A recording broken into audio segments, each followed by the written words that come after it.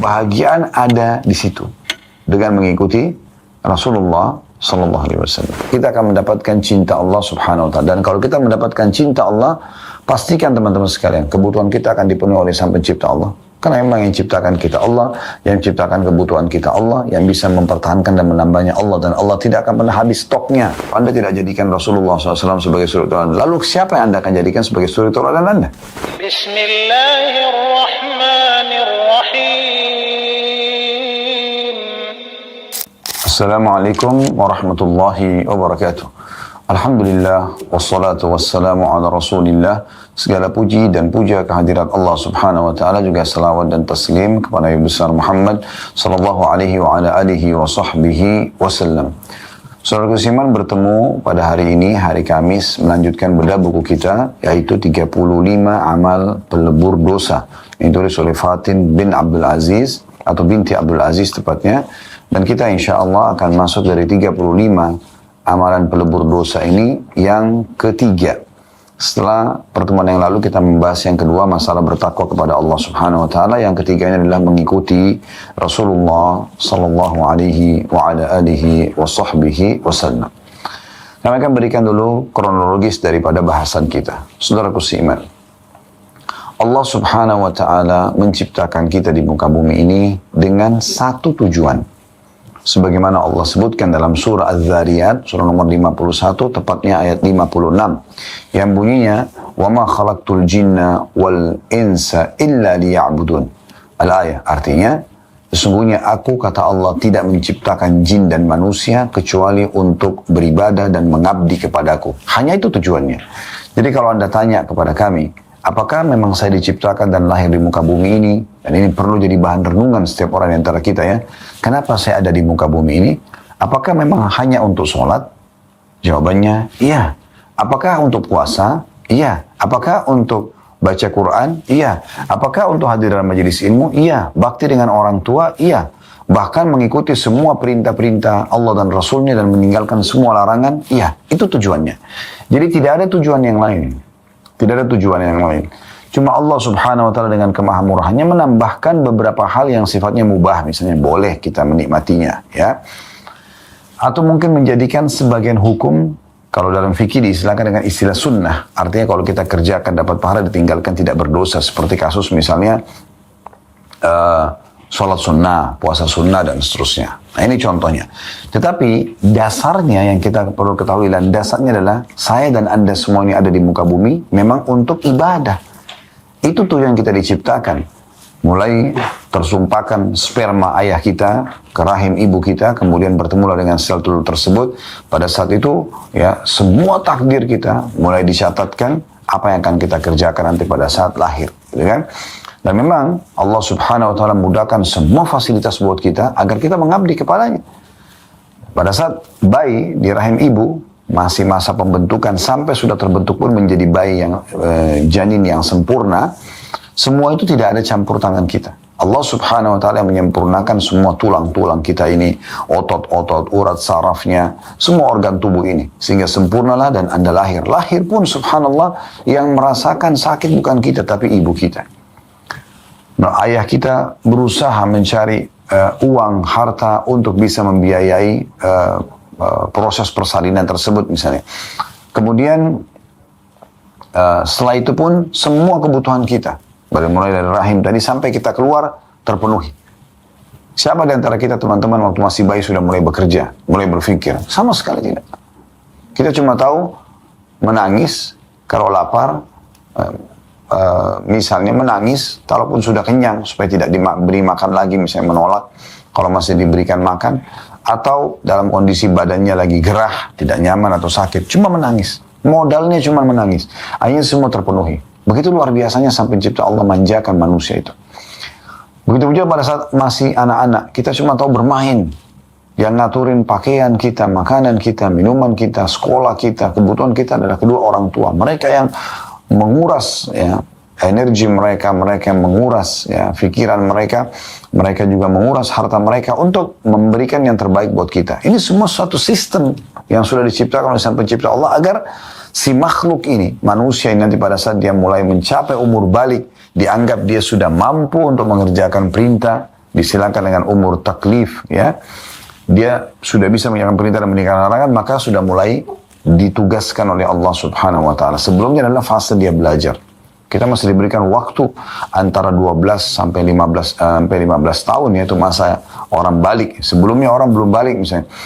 Ini untuk kita belajar agar kita siap untuk, ya, mengabdi kepada Allah Subhanahu wa taala. Jadi jangan sampai di fase persiapan itu justru diisi untuk membangkang kepada Allah Subhanahu wa taala. Ya, menolak sholat, tidak diajar mengaji, tidak tutup aurat. Ini kekeliruan kadang-kadang dari sebagian orang tua, ya. Sehingga anaknya nanti pada saat balik sudah siap untuk bertugas mengabdi kepada Allah, tidak ada tugas lain, ya. Maka itu luput. Karena memang bukan itu yang dipersiapkan. Padahal sebenarnya semua tadi proses yang luar biasa yang Allah manjakan manusia ini tujuannya pada saat sudah sempurna akalnya, fisiknya, dan dia sampai pada umur balik disilakan, maka di situ dia harus siap untuk bisa mengabdi kepada Allah SWT. Dan mengabdinya sederhana, mengerjakan apa yang diperintahkan dan meninggalkan apa yang dilarang. Kemudian dia nikmati yang halal dan dia meninggalkan yang haram. Sederhana kok. Yang penting orang itu mau. Setelah itu dia akan diberikan kebahagiaan dunia, diberikan kebutuhannya, dia akan bahagia dengan dia patuh kepada Allah SWT, karena Allah menjanjikan orang-orang yang beriman, orang yang patuh kepada Allah beramal saleh akan diberikan kehidupan yang baik. Ya. Hayatan tayyibah dalam Al-Quran dikatakan kehidupan yang sempurna. Diberikan kesehatan, diberikan makanan, minuman, seperti waktu dia masih bayi, tapi ini sedikit dia bekerja, Allah akan berikan kepada dia. Ya. Atau ada orang lain yang memberikan kepada dia secara cuma-cuma dengan mentraktir atau memberikan kepada dia makanan untuk pekerjaan misalnya. Jadi Allah mudahkan semua itu.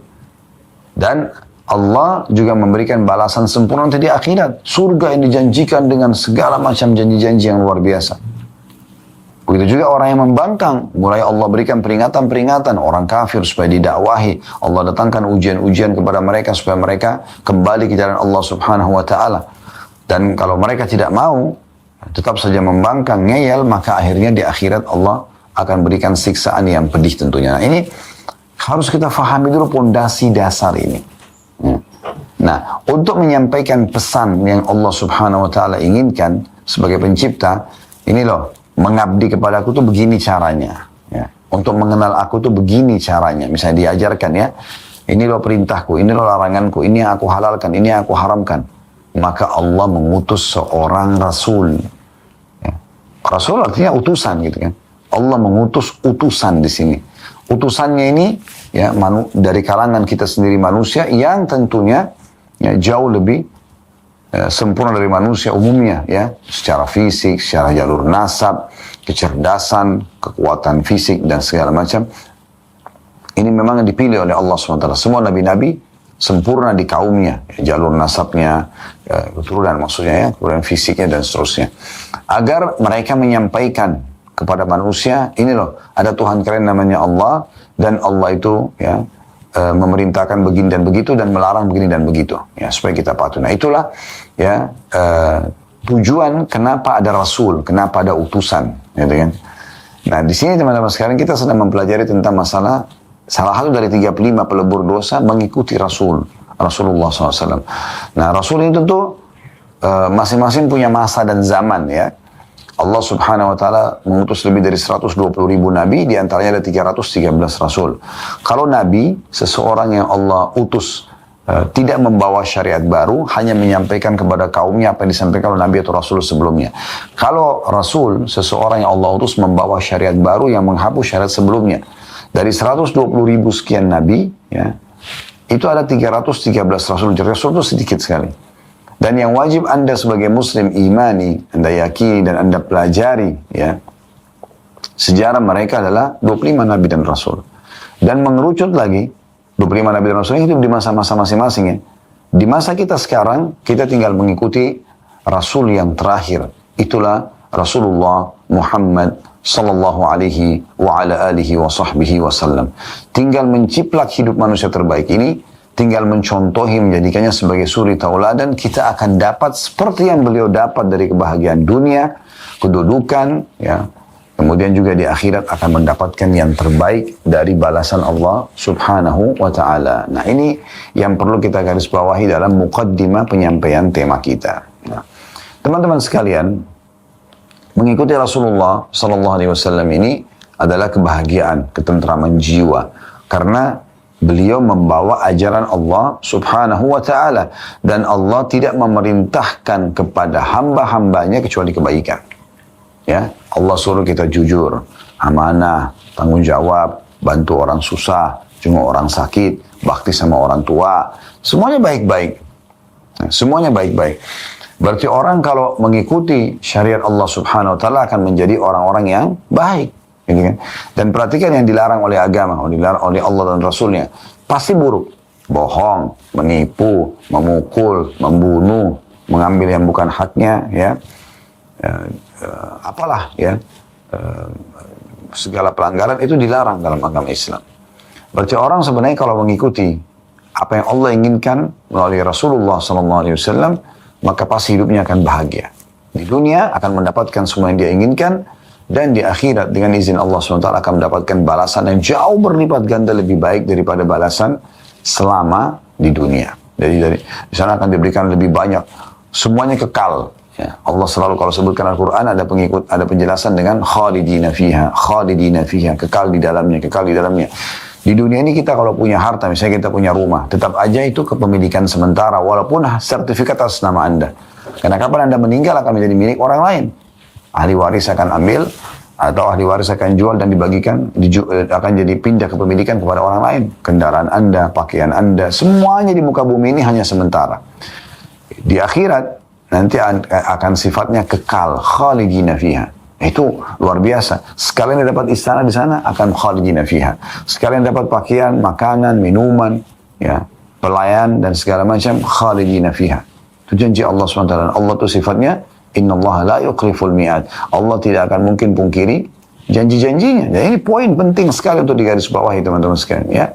Jadi kita harus faham benar bagaimana, ya, Allah Subhanahu wa Ta'ala menjanjikan dengan janji yang benar, dan Allah memerintahkan kita mengikuti Rasulullah SAW agar tahu semua itu, dan kita mendapatkan kebahagiaan dunia dan kebahagiaan di akhirat. Nah, ini poinnya. Juga teman-teman sekalian, dalam mengikuti Rasulullah SAW ini, kita juga akan mencapai, ya, selain daripada mendapatkan apa, kita punya panduan apa yang Allah perintahkan dan apa yang Allah larang, kita juga akan mencapai derajat seperti, ya, yang dijanjikan. Bukan seperti beliau, bukan setara dengan beliau, tapi mungkin dekat dengan beliau. Di dunia dan di akhirat, gitu kan? Kedudukan, nama harum, kebahagiaan, rezeki, sampai di akhirat juga begitu. Karena sudah sebegitu sunnatullah, itu peraturannya. Dari sisi yang lain, teman-teman sekalian, kalau Anda tidak jadikan Rasulullah SAW sebagai suri tauladan, lalu siapa yang Anda akan jadikan sebagai suri tauladan Anda? Nah, seorang pemabuk kah? Seorang narkotika kah? Atau seorang, ya, umumnya, ya, yang banyak melanggar hukum Allah Subhanahu wa Ta'ala, itu akan Anda jadikan sebagai suri tauladan? Apa yang mereka akan berikan kepada Anda? Bahkan banyak orang menjadikan orang-orang yang melanggar hukum Allah Subhanahu wa Ta'ala dan akhirnya menutup hidupnya dengan bunuh diri misalnya, karena dijadikan suri tauladan, maka dicontohi sampai ke masalah bunuh dirinya. Kita diperintahkan untuk mengikuti ini, dan ini tujuan dasar kita diciptakan, ya. Kebahagiaan ada di situ dengan mengikuti Rasulullah Sallallahu Alaihi Wasallam. Juga poin penting dalam mengikuti Rasulullah SAW ini, jangan setengah-setengah, ya. Jangan sampai Anda memilah mana yang Anda suka, Anda terima syariatnya, mana yang Anda tidak suka, Anda tidak terima. Atau Anda melakukan apa yang memang tidak diperintahkan oleh beliau. Karena beliau memang diperintahkan oleh Allah SWT dan diutus untuk membawa ajaran Allah kepada kita. Jadi kita nggak perlu nambah, nggak perlu kurangin. Itu poin penting sekali. Karena banyak orang subhanallah membumbu-bumbuhi syariat Nabi Muhammad SAW sehingga mereka menambah-nambah sambil mengatakan, kan ini baik, ini kan tidak masalah, ini dan seterusnya. Padahal Nabi SAW tidak mencontohkannya. Lalu untuk apa Nabi SAW diutus? Apakah Anda merasa lebih pintar daripada Nabi SAW sehingga Anda harus membuat syariat baru yang Nabi SAW tidak contohkan? Kan ini unik, ya. Tapi kalau diingatkan tetap saja ngeyel kadang-kadang, ya sudah, itu hak pribadi. Ya, yang penting sudah disampaikan kepada mereka kalau kita harusnya menjaga kemurnian ajaran Nabi alaihi salatu wassalam, karena Nabi SAW itu sudah menyampaikan semua amanah yang dibebankan di pundak beliau oleh Allah Subhanahu wa Ta'ala. Beliau tidak menghembuskan nafas terakhir kecuali sudah menyampaikan semuanya. Oleh karena itu agama ini sudah tidak perlu lagi ditambah. Bukankah Allah sudah kekalkan dalam surah Al-Maidah surah nomor 5 ayat 3, potongan ayat, Al-yawma akmaltu lakum dinakum. Hari ini kata Allah SWT, aku sudah sempurnakan agama kalian. Wa atmamtu alaikum ni'mati. Dan aku sudah sempurnakan juga nikmatku pada kalian di agama Islam itu. Wa raditu lakumul Islam. Dan aku sudah ridho Islam sebagai agama kalian. Dari setelah ayat ini turun, semua sahabat faham pada saat itu, sudah tidak perlu lagi ada tambahan apa-apa, karena memang semua agama Allah sudah sempurna. Kita cukup dengan itu saja. Nah ini poin penting juga dalam mengikuti Rasulullah Sallallahu Alaihi Wasallam. Oleh karena itu sebagian ulama mengatakan bahwasanya syarat mutlak diterimanya amal ada 2, ya, yaitu ikhlas karena Allah Subhanahu Wa Taala, tidak riya, dan yang kedua mutaba'atun Nabi Sallallahu Alaihi Wasallam, atau mengikuti dan mencontohi Nabi Sallallahu Alaihi Wasallam, supaya tata caranya tidak salah, supaya sesuai juga jumlah, ya, secara kuantitas dan kualitas yang diperintahkan dan diinginkan oleh Sang Pencipta Allah Subhanahu Wa Taala. Karena Rasulullah SAW itu istilahnya, arti Indonesianya adalah utusan Allah yang membawa kepada kita syariat. Jadi tidak perlu kita menambah dan juga menguranginya. Baik teman-teman sekalian, di sini penulis memasukkan amal yang ketiga yang bisa melebur dosa-dosa adalah mengikuti Rasulullah SAW, artinya menjaga kemurnian ajaran beliau. Semua hidupnya diciplak, yang beliau kerjakan kita kerjakan, yang beliau tidak kerjakan tidak kita kerjakan. Nah itu penting. Baik, di sini diangkat dalil pertama surah Al-Imran ayat 31, firman Allah Subhanahu Wa Taala, "Qul in kuntum tuhibbunallaha fattabi'uni yuhibbukumullah yaghfir lakum dzunubakum wallahu ghafurur rahim." Katakanlah jika kamu benar-benar mencintai Allah, maka ikutilah aku. Niscaya Allah akan mengasihi dan mengampuni dosa-dosamu. Dan Allah Maha Pengampun lagi Maha Penyayang. Perhatikan, Allah Subhanahu Wa Taala memerintahkan Nabi-Nya Muhammad Sallallahu Alaihi Wasallam untuk mengucapkan ini. Katakanlah hai Muhammad kepada semua pengikutmu, semua manusia, jika kamu benar-benar mencintai Allah, mau, ya, mencintai Sang Pencipta Allah, mau dicintai oleh Allah Subhanahu Wa Taala, dipenuhi semua kebutuhannya, diampuni dosanya, diberikan solusi pada saat sedang menghadapi permasalahan, maka kata Nabi SAW, ikutilah aku. Ini perintah Allah. Ikuti Rasulullah SAW, ciplak hidupnya, kerjakan yang dikerjakan, jangan dikerjakan yang tidak dikerjakan, dan tinggalkan apa yang dilarang. 3 hal itu, ya. Kerjakan apa yang diperintahkan oleh beliau Sallallahu Alaihi Wasallam, jangan kerjakan yang beliau tidak kerjakan, dan juga yang terakhir adalah tinggalkan apa yang beliau larang. Niscaya kata Nabi SAW, Allah suruh disebut, ini Allah memerintahkan Rasulnya Muhammad SAW untuk menyampaikan ini. Ya, katakanlah jika kamu benar-benar mencintai Allah, maka ikutilah aku. Niscaya Allah mengasihi dan mengampuni dosa-dosamu. Dan Allah Maha Pengampun lagi Maha Penyayang.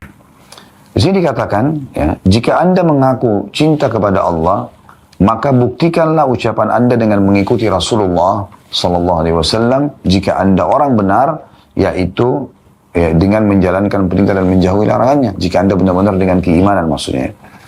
Maka jika Anda benar-benar mengikuti dan membenarkan semua yang diajarkan beliau dari Allah Subhanahu Wa Taala, niscaya Allah akan mengampuni semua dosa Anda yang telah lewat dan tidak menyiksa Anda.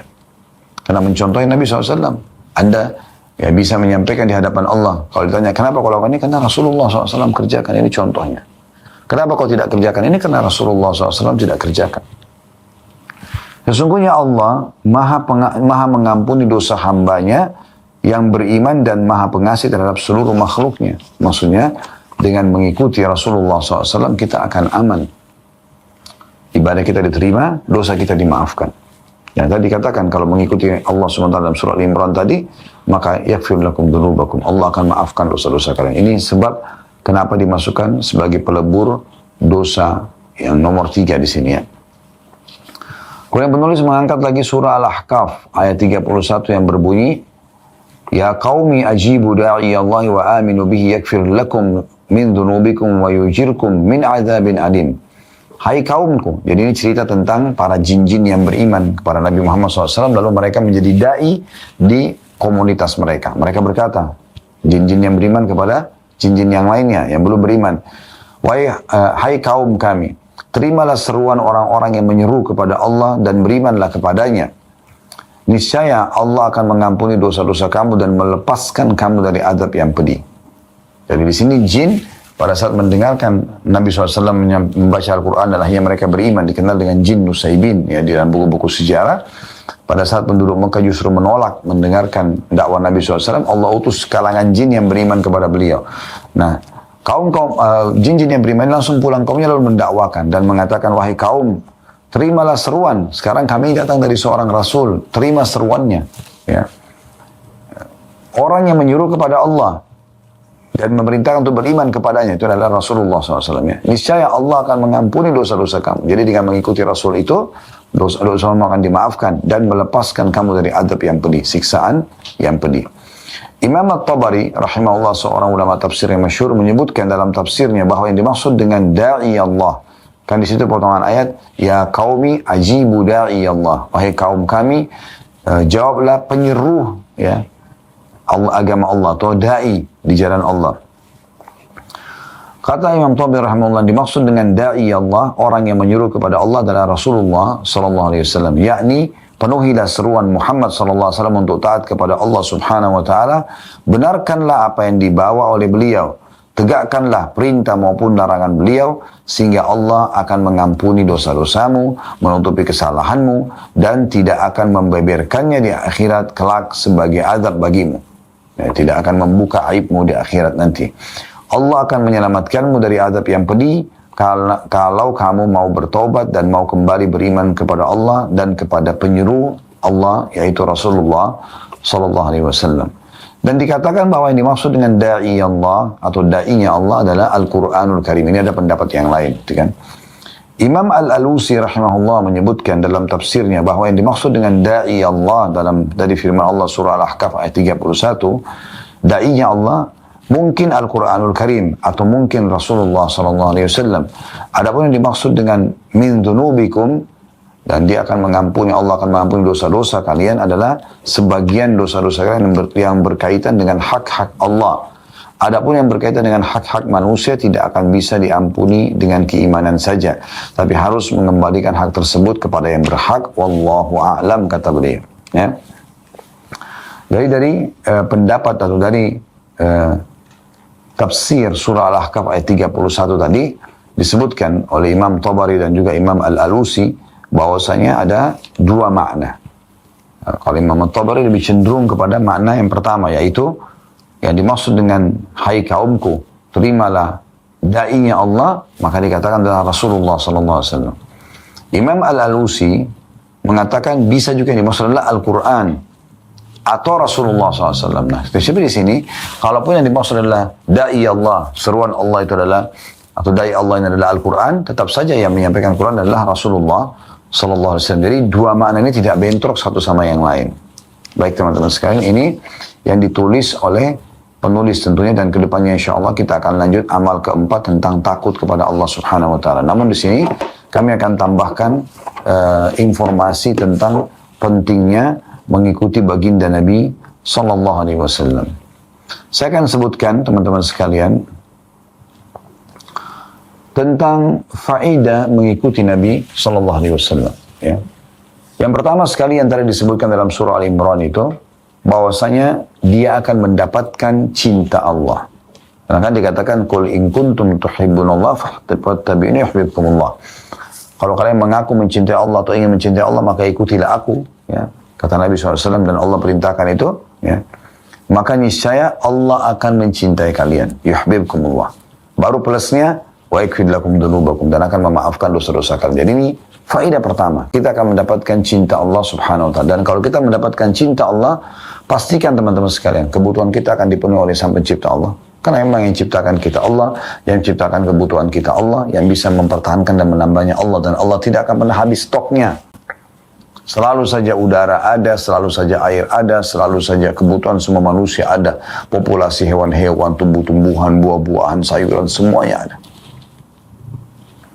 Kemudian Allah Subhanahu Wa Taala juga akan maafkan kesalahan kalian. Kapan ada pelanggaran, tinggal taubat, Allah akan maafkan. Juga Allah akan menolong dan memberikan solusi pada saat sedang menghadapi permasalahan. Ini semua makna daripada, ya, Allah bila mencintai hambanya akan memberikan ini. Yang kedua teman-teman sekalian, orang yang mentaati Rasulullah Sallallahu Alaihi Wasallam mendapati, ya, panduan hidup, jelas arah hidupnya. Dia tahu apa tujuan dia hidup, sebagaimana tadi kami jelaskan, mana yang halal, mana yang diperintahkan, mana yang haram, diperintahkan untuk dijauhi, ya. Jelas bagi dia. Sehingga dia berjalan di muka bumi, dia tahu tujuan hidupnya apa, siapa penciptanya, mana yang boleh dia nikmati dari makanan, minuman, pakaian, pergaulan, pendapatan, dan mana yang tidak boleh. Dia punya panduan hidup jelas, gitu kan. Seperti itu orang yang mengikuti Rasulullah SAW. Dan apalagi yang kita inginkan? Kalau ingin membahas menjadi seorang anak, beliau sebaik-baik anak. Kemudian kalau ingin membahas beliau sebagai seorang tua, beliau adalah sebaik-baik orang tua. Kalau ingin membahas beliau sebagai sahabat, beliau adalah sebaik-baik sahabat. Kalau mau membahas sebagai pedagang, beliau adalah sebaik-baik saudagar. Membahas tentang politik, beliau sebaik-baik politikus. Membahas tentang menjadi panglima perang, ya, beliau sebaik-baik panglima perang. Semuanya ada pada dia. Lalu kenapa nggak dijadikan sebagai saudara? Bukankah Allah SWT sebutkan dalam surah Al-Ahzab masalah itu? Laqad kana lakum fi rasulillahi uswatun.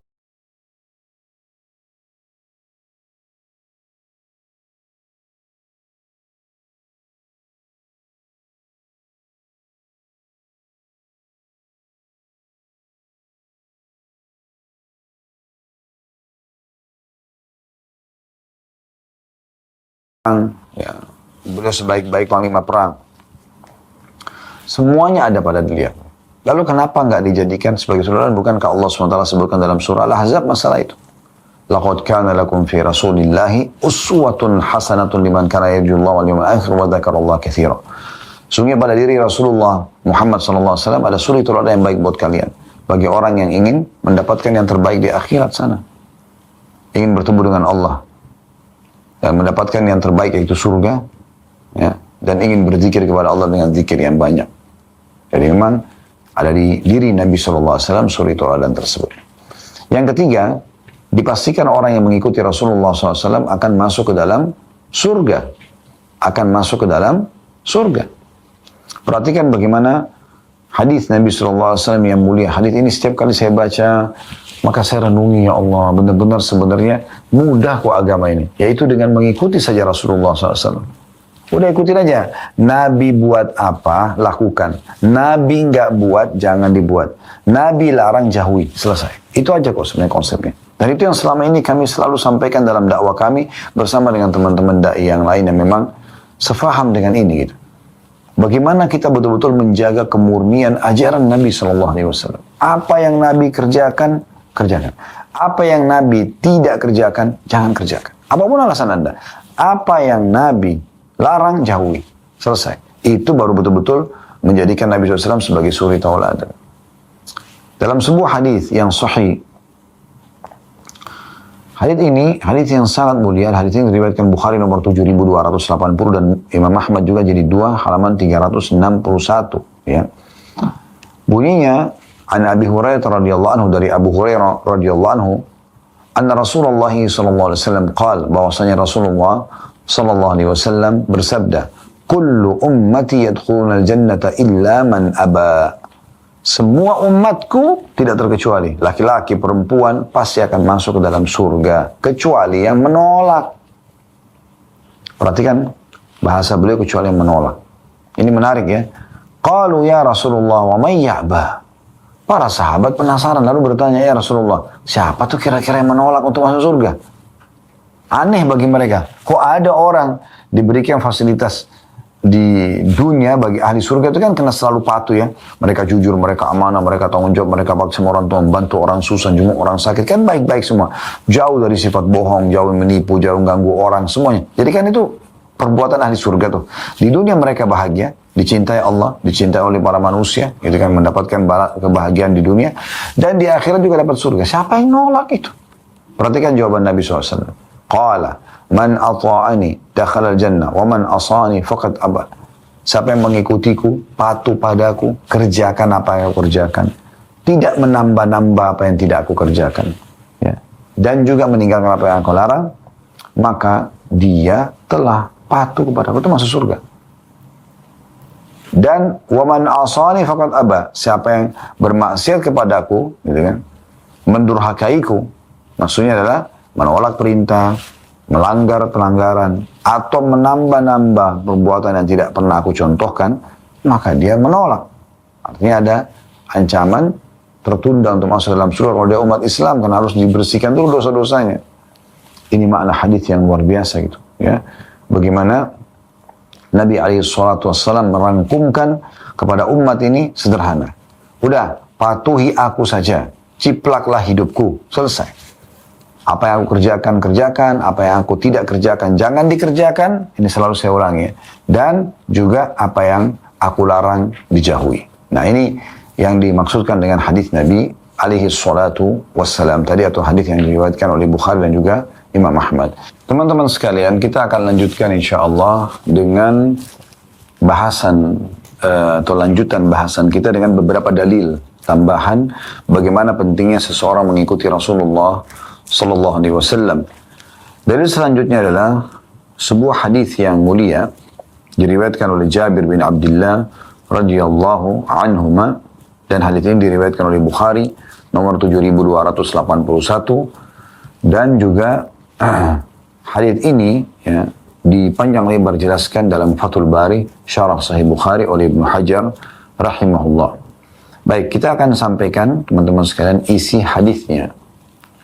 An Jabir bin Abdullah radhiyallahu anhuma, dari Jabir bin Abdullah radhiyallahu anhuma, qala, beliau berkata, ja'at malaikatun ila Nabi sallallahu alaihi wasallam.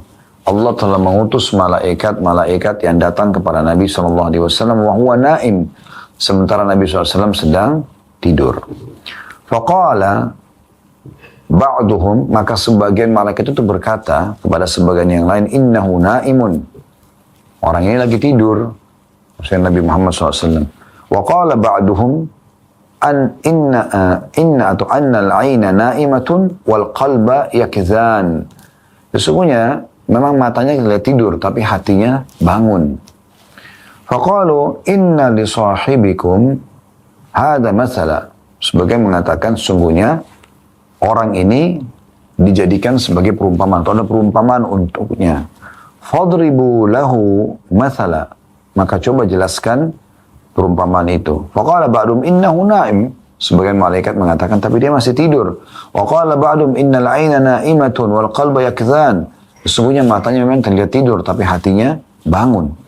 Faqalu, maka berkatalah para malaikat tersebut, mathaluhu kamathali rajulin bana dara, perumpamaan orang ini seperti orang yang membangun sebuah rumah. Wa ja'ala fiha ma'zubatan wa ba'atha da'iyan faman ajaba ad-da'iya dakhala ad-dar wa akala minal ma'zubah. Artinya bahwasanya perumpamaan orang ini seperti orang yang membangun rumah, lalu dia menyediakan hidangan dalam rumahnya itu. Kemudian ia mengutus orang-orang untuk mengundang orang lain. Ayo, gitu. Datang, makan. Maka ada orang yang memenuhi undangan itu dan masuk ke dalam rumah, serta akhirnya makan hidangan. Ya. Di sini, karena dia menjawab undangan tadi Nabi SAW. Artinya diajak untuk masuk Islam, mereka mau. Ajak untuk mengerjakan sunnah, mereka mau. Kemudian, lanjutan hadisnya adalah, faqalu, wa man lam yujib ad-da'iya lam yadkhul ad-dar wa lam ya'kul min ma'dzubah atau minal ma'dzubah. Dan siapa yang tidak menjawab seruan panggilannya orang ini, maka dia tidak akan masuk ke dalam istana atau rumah tadi dan tidak akan dapat makanan. Faqalu awwaluha lam yafqahha atau awwiluha lahu yafqahha. Maaf, jadi ini yang benar yang kedua ya. Awwiluha lahu yafqahha. Faqala ba'dum innahu na'im wa qala ba'dum innal 'aina na'imatun wal qalbu yakdhan. Faqalu fad-darul jannah wad-da'i Muhammadun sallallahu alaihi wasallam faman ata'a Muhammadan sallallahu alaihi wasallam faqad ata'a Allah wa man 'asa Muhammadan sallallahu alaihi wasallam faqad 'asa Allah wa Muhammadun sallallahu alaihi wasallam farraqa bainan nas. Artinya ya, Coba berikan perumpamaan. Kan tadi itu, perumpamaan itu adalah, perumpamaan orang ini kata sebagian malaikat tentang Nabi Muhammad SAW seperti orang yang membangun rumah. Lalu dia menyiapkan hidangan makan, lalu dia memanggil orang-orang untuk datang. Ada di antara manusia yang menjawab panggilan itu, mereka masuk ke dalam rumah tadi, kemudian mereka ikut makan. Ada orang-orang yang tidak mau menjawab panggilan tersebut, maka akhirnya mereka tidak masuk ke rumah dan tidak dapat makanan tersebut. Sebagian malaikat mengatakan, coba ya jelaskan lebih jauh, ya terangkan makna, tafsir ya daripada perumpamaan tersebut agar orang dapat faham. Maka sebagian mereka berkata, ia sedang tidur. Sebagian lagi mengatakan, matanya tertidur tapi sebenarnya hatinya sadar. Lalu para malaikat berkata, rumah yang dimaksud tadi adalah surga. Dan da'i, orang yang mengundang adalah Muhammad sallallahu alaihi wasallam. Maka barang siapa yang mentaati Muhammad sallallahu alaihi wasallam, berarti dia telah taat kepada Allah. Dan barang siapa yang mendurhakai Muhammad sallallahu alaihi wasallam, maka dia telah durhaka kepada Allah. Ya, dan Muhammad SAW adalah pemisah di antara manusia. Maksudnya, mana yang beriman, mana yang kafir. Nah, di sini kita lihat saksi bahasanya adalah potongan akhir daripada hadis Bukhari ini. Bagaimana Nabi Muhammad SAW itu diberikan perumpamaan seperti seseorang yang mengajak orang menuju ke surga. Rumah tadi yang dianggap dibangun itu adalah dianggap bangunan surga. Ya, dan orang yang menyeru untuk datang ke bangunan tersebut adalah Nabi Muhammad SAW. Dan siapa yang mengikuti surat tersebut dipastikan nanti dia akan ya masuk dalam surga dan makan dari makanan surga. Ini yang dimaksud. Hadis selanjutnya adalah sabda Nabi SAW dari hadis Abu Musa al-Ash'ari radhiyallahu anhu. Dan hadis ini diriwayatkan oleh Bukhari nomor 6482, sama 7283, dan Imam Muslim nomor 2283 di jilid 16. Ya. Saya bacakan langsung saja hadisnya. An Abi Musa radhiyallahu anhu, dari Abu Musa radhiyallahu anhu an Nabi sallallahu alaihi wasallam qala, bahwasanya Nabi sallallahu alaihi wasallam bersabda, innama mathali wa mathalu ma ba'athani Allah bihi kamathali rajulun ata qauman faqala ya qaumi inni ra'aitul jaysha bi'aynayya wa inni ana an-nadhirul 'uryan فالنجاء فأطاؤوا طائفة فالنجاء فأطاءه طائفة من قومه فأدلجوا فانطلقوا على مهلهم فنجوا وكذبت طائفة منهم فأصبحوا مكانهم فصبحهم الجيش فأهلكهم واجتهاهم فذلك مثل من أطاعني فاتبع ما جئت به ومثل من عصاني وكذب بما جئت به من الحق. Terjemahannya dari Abu Musa al-Ash'ari radhiyallahu anhu, bahwasanya Rasulullah sallallahu alaihi wasallam bersabda, perumpamaanku dan perumpamaan apa-apa yang telah Allah utus aku ya dengannya seperti orang yang mendatangi satu kaum. Ia berkata, wahai kaumku, sesungguhnya aku melihat pasukan musuh dengan mata kepalaku, dan sesungguhnya aku mengancam yang sesungguhnya ya, ancamannya nyata. Maka mari kita menuju kepada keselamatan. Segera selamatkan diri karena musuh sudah dekat. Sebagian dari kaumnya mentaatinya. Lalu mereka pun pergi bersama penyeru ini. Selamatlah mereka. Sebagian dari mereka mendustakan, nggak ada pasukan gitu kan, nggak ada siksaan. Maka pada pagi harinya mereka diserang oleh pasukan musuh, lalu mereka dihancurkan dan diluluh lantakkan. Demikianlah perumpamaan orang-orang yang taat kepadaku dan mengikuti apa yang aku bawa, dan perumpamaan orang-orang yang durhaka kepadaku dan mendustakan kebenaran yang aku bawa. Ini perumpamaan lagi.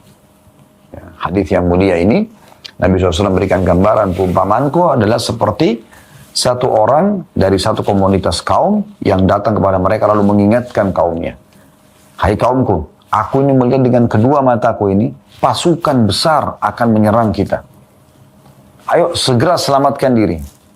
Ada di antara kaum, maksudnya adalah kaum manusia di sini ya, bisa dari Quraisy sampai seluruh manusia di muka bumi ini. Ada kaum yang mengikuti itu.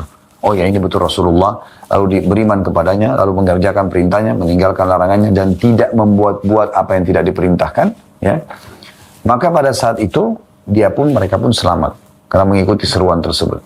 Dan ada di antara kaum baik dari Quraisy atau seluruh manusia yang menolak dakwah Nabi SAW, yang menolak itu. Maka mereka pun tidak ikut menyelamatkan diri. Akhirnya di pagi hari pasukan datang dan menyerang mereka dan meluluhlantahkan mereka. Maka Nabi SAW mengatakan, ini perumpamaan orang yang mengikutiku. Mereka akan selamat masuk ke dalam surga, tidak disiksa dan segala macam. Dan inilah perumpamaan juga orang-orang yang membangkang kepadaku, justru mereka akan kena hukuman nantinya. Nah, ini luar biasa ini ya, perumpamaan yang diberikan oleh Nabi alaihi salatu wassalam. Selanjutnya adalah hadis ya, Abi Rafi' radhiyallahu anhu qala Rasulullah sallallahu alaihi wasallam, beliau bersabda, la ulfiyanna ahadukum muttaqian ala arikatihi ya'tihi al-amru min amri mimma amartu bihi aw nahaitu anhu fayaqul la nadri ma wajadna fi kitabillahi ittaba'nahu. Ya, artinya dari Abu Rafi' radhiyallahu anhu, beliau berkata, Rasulullah SAW nanti akan ada seseorang di antara kalian yang duduk bersandar di sofanya, di dipannya, lagi santai. Lalu datang kepadanya perintah dari perintahku, dari apa-apa yang aku perintahkan dan apa yang aku larang. Rasulullah perintahkan, Rasulullah melarang. Ia berkata, aku tidak tahu apa-apa. Yang kami dapati dalam kitabullah kami ikuti, ya. Dan yang tidak dapat dalam kitabullah kami tidak ikuti. Maksudnya di sini adalah, ya, bagaimana nanti akan ada orang menolak ajaran Nabi SAW.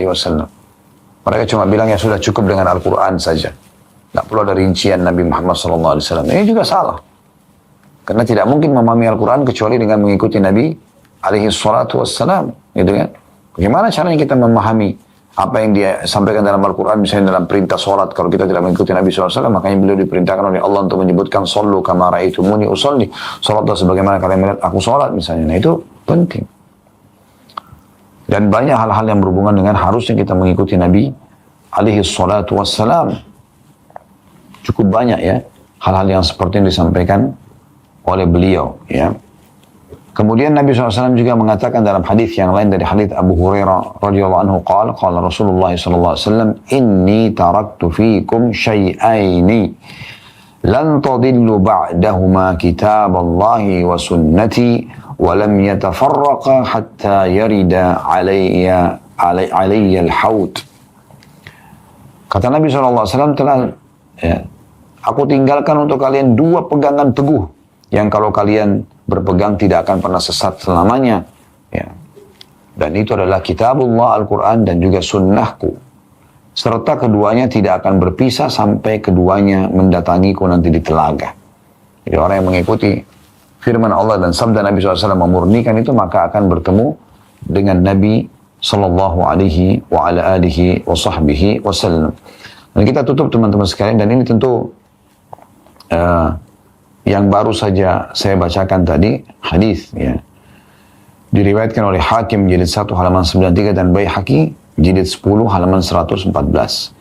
Selanjutnya kita akan bacakan penutup hadis Imam Ahmad, hadis yang masyhur sekali ya. Diriwayatkan juga Abu Dawud, Tirmidzi, Ad-Darimi, Al-Baghawi, Al-Hakim. Dan ini dinyatakan sahih oleh Imam Az-Zahabi rahimahullah semuanya. Dan Syekh Albani juga menyebutkan sebagai hadis yang sahih. Dikenal dengan hadis Al-Irbat. Qala Al-Irbat radhiyallahu anhu. Berkata Irbat radhiyallahu anhu, nama sahabat Nabi ya. Shalla bina Rasulullah sallallahu alaihi wasallam zata yaumin. Suatu hari pernah Rasulullah SAW mengimami kami sholat. Thumma aqbala alaina fawa'adhana maw'idhatan balighatan zarafat minhal uyun wa wajilat minhal qulub. Lalu Nabi SAW menghadap kami dan memberikan kepada kami nasihat. Yang nasihat itu saking menyentuhnya sampai membuat air mata kami menetes dan membuat hati kami bergetar, ketakutan. Faqala qail, maka seseorang berkata, ya Rasulullah, ka'anna hadhihi maw'idatun muwadda'ah. Ya, ka'anna hadhihi maw'idatu muwadda'i. Ya. Famadha ta'hadu ilaina? Ya Rasulullah, seakan-akan ini adalah penyampaian terakhir dari Anda, ya. Maka berilah kepada kami wasiat, seakan-akan ini adalah perpisahan. Dan memang ini Nabi SAW sampaikan pada saat itu, ya, menjelang wafat beliau. Perhatikan, sahabat ini berkata, sebagian sahabat mengatakan, ya Rasulullah, kalau gitu berikan kami wasiat yang penting sekali. Khawatir nanti Anda meninggal nih, ya. Faqala, maka Nabi SAW mengatakan, ini wasiatnya. Usikum bitaqwallah.